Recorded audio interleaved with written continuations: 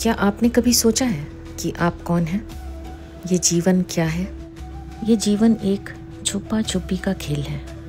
आपको याद होगा कि जब हम छोटे थे तो हम छुपा छुपी खेलते थे। एक छुपता था और दूसरा ढूंढता था। अगर ढूंढ लिया तो आउट, और नहीं ढूंढ पाया तो उसको फिर से ढूंढना पड़ता था। Life is a game called I spy you. ऐसे ही बैठे बैठे मैं इस खेल के बारे में सोच रही थी कि इस खेल को बनाया किसने है। बहुत साल पहले जब पहले मनुष्य इस धरती पर आए होंगे, और कहते हैं कि इस धरती पर कुछ भी भगवान की प्रेरणा के बिना नहीं हो सकता, तो इस खेल को भगवान ने ही बनाया है। तो सबूत बिल्कुल सामने है, पर हम देखते नहीं। भगवान हमें आंखें बंद करके इस धरती पर भेजते हैं। फिर हम पर डिपेंड करता है कि हम अपनी आंखें खोलते हैं या नहीं। आंखें खोलते भी हैं तो कब खोलते हैं, या यूं ही आंखें बंद किए हुए ही चले जाते हैं और जन्म मरण के इस चक्रव्यूह में फंसे रहते हैं। पर भगवान की कृपा देखिए कि भगवान छिपे भी हैं तो ऐसे कि हर जगह दिख जाएंगे। अगर हमने अपनी आंखें खोल ली तो हमें अपनी तीसरी आंख खोलनी है, आज्ञा चक्र को जगाना है। यदि एक ईंट को एक छोटे से ग्लास में डालना हो तो हम डाल पाएंगे क्या?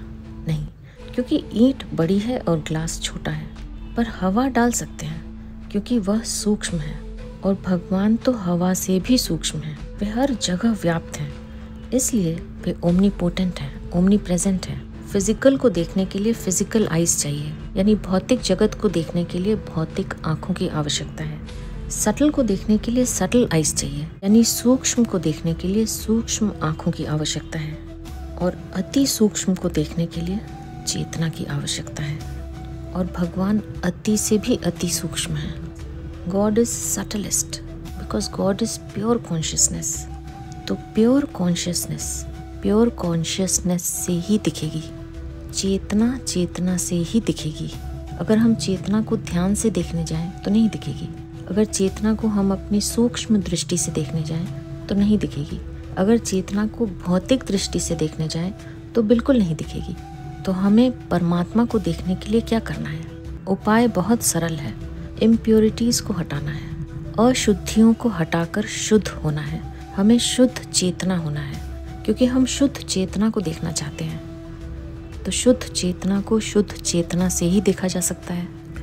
कोई भी थॉट, कोई भी विचार, अच्छा हो या बुरा, अशुद्धता है, इम्प्योरिटी है। क्योंकि थॉट से क्या होता है, विचार से क्या होता है?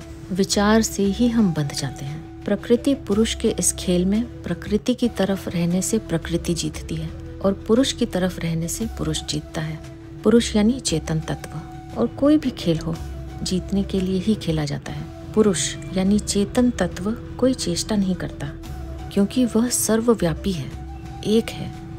वही एक तत्व सबके भीतर है, और प्रकृति के भीतर भी वही है। इसलिए अंत में प्रकृति भी हारकर शिव के शरण हो जाती है। गीता में भी भगवान ने अर्जुन से कहा है कि अर्जुन, तू मेरी शरण में आ जा और फिर अपना हर कार्य मुझे अर्पित कर दे।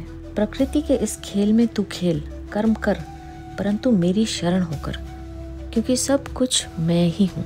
भगवान ने इस खेल को बहुत सरल रखा है, सिंपल रखा है। माया के इस जाल में हर क्षण में, हर कदम पर अपने तक पहुँचने का रास्ता बना कर दिया है। और हमें क्या करना है? हमें केवल देखना है और इस जाल के बाहर निकल जाना है। हमारी आत्मा का स्वाभाविक भाव परमात्मा की तरफ ही होता है। परमात्मा असीम है, इसलिए मनुष्य को कभी तृप्ति नहीं होती किसी भी चीज से। जो भी पाता है वह और पाना चाहता है। उसे लगता है कि और वस्तुएं मिल जाएं तो तृप्ति हो जाएगी, मगर ऐसा होता नहीं। ऐसा क्यों नहीं होता? क्योंकि उसे चाहिए असीम, और असीम केवल परमात्मा है, जो हर जगह व्याप्त है, जो चलते रहने से नहीं, रुक जाने से मिलते हैं। शरीर में आत्मा फंसी हुई है, उसे मिलना है अपने अंशी परमात्मा से, जो सब कुछ भी है और कुछ नहीं है। तो सब कुछ को छोड़कर हमें कुछ नहीं में आ जाना है, जीव से शिव बनना है। गीता में भगवान श्री कृष्ण ने कहा है कि यह मनुष्य जन्म हमें केवल और केवल परमात्मा प्राप्ति के लिए मिला है।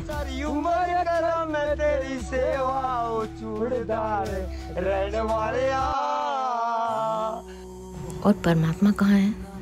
परमात्मा सर्वव्यापी हैं, तो वे हमारे भीतर भी हैं। तो हमें उन्हें कहाँ ढूंढना है? अपने भीतर। तो हमें वो छलांग लगानी है जो हमें अपने भीतर ले जाए, और वहीं हम परमात्मा को पा सकते हैं। और तभी हमारा यह मनुष्य जन्म सफल हो सकता है, पूर्ण हो सकता है। क्यों न इस शिवरात्रि में जीव से शिव की ओर छलांग लगाई जाए। हैप्पी शिवरात्रि।